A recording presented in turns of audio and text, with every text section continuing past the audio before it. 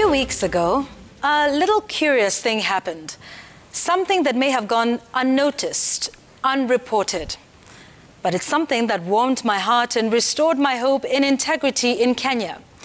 You see, it all came to light through a letter written by Alan Wayaki Gishuhi. For those who don't know him, he's an advocate of the High Court of Kenya and a former president of the Law Society of Kenya.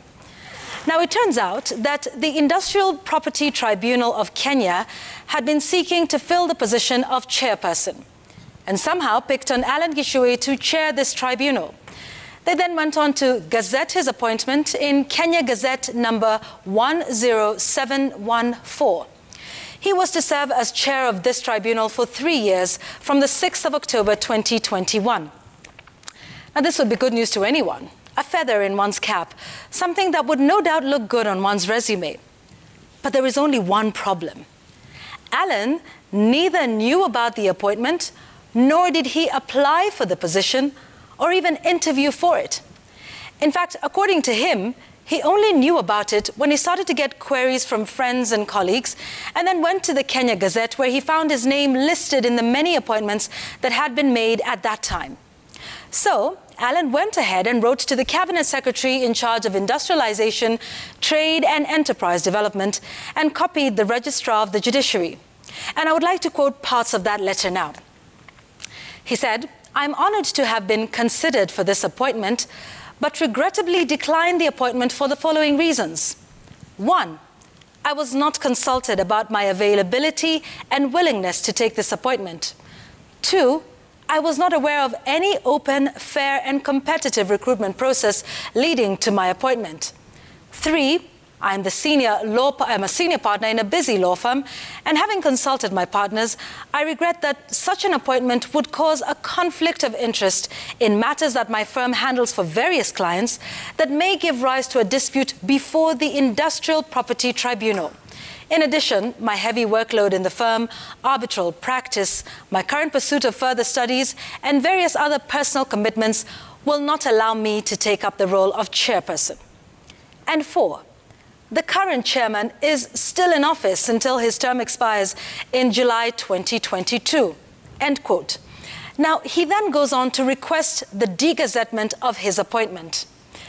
Now, he received no formal response to this letter, but they did go on to degazette his appointment just last week.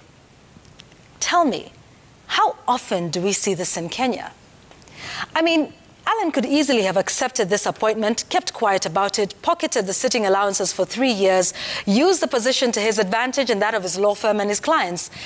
And considering everything we have seen in this country regarding corruption, abuse of office, integrity or lack thereof, in a land where we often see corruption stories hitting the headlines, from traffic police officers with millions of shillings whose source cannot be explained and being finally forced to return the money, to mega scandals worth billions of shillings, to cabinet secretaries being jailed in historic verdicts, we could ask many questions about how this appointment was arrived at.